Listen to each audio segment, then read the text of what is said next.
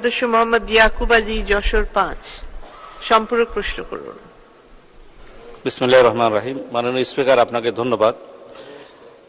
আমি প্রথমেই মাননীয় প্রধানমন্ত্রীকে ধন্যবাদ জানাতে চাই। আজকে আমি শেখ হাসিনা বার্ন ইউনিটে গিয়েছিলাম আমাদের এলাকার একটা রোগী দেখার জন্য। তা আমার আসলে প্রাণ ভরে গেছে এবং আমি এই সংসদে মাননীয় প্রধানমন্ত্রীকে ধন্যবাদ জানাতে চাই যে এই ধরনের একটা প্রতিষ্ঠান বাংলাদেশে তৈরি করেছেন এবং আমার কাছে মনে হয়েছে বিদেশে আঙ্গিকে তৈরি হয়েছে এটা। তো আমি মাননীয় মন্ত্রী মহোদয়কে অনুরোধ করতে চাই এবং প্রশ্ন হলো যে যেহেতু আমি যশোর জেলাতে এই ধরনের ছোট হলেও একটা প্রতিষ্ঠান করার কোনো পরিকল্পনা আছে কিনা। মাননীয় স্পিকার, আপনাকে ধন্যবাদ। ধন্যবাদ মাননীয় সদস্য। মাননীয় মন্ত্রী।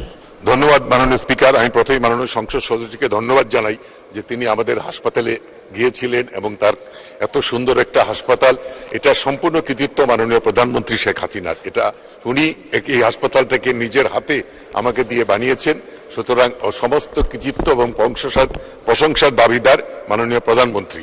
মাননীয় সংসদ সদস্য, বার্ন ইউনিট করতে গেলে বেশ কিছু জিনিস দরকার, যে দক্ষ জনবল, দক্ষ সিস্টার, দক্ষ সবই কিছু। আমাদের দেশে এখন যে দক্ষ জনবল আছে সে দক্ষ জনবল দিয়ে আমরা বিভাগীয় শহরগুলোতে প্রথমে শুরু করব, তারপরে পর্যায়ক্রমে। আমি জানি আমাদের মাননীয় প্রধানমন্ত্রীর একটা অঙ্গীকার আছে যে প্রত্যেকটা ডিস্ট্রিক্ট জেলাতেও যেন ছোট আকারে হলেও বার্ন ইউনিট করা হয়। আমি আশা করি যে ভবিষ্যতে আমরা সেটা করতে পারবো। ধন্যবাদ মাননীয় স্পিকার। ধন্যবাদ মাননীয় মন্ত্রী। মাননীয়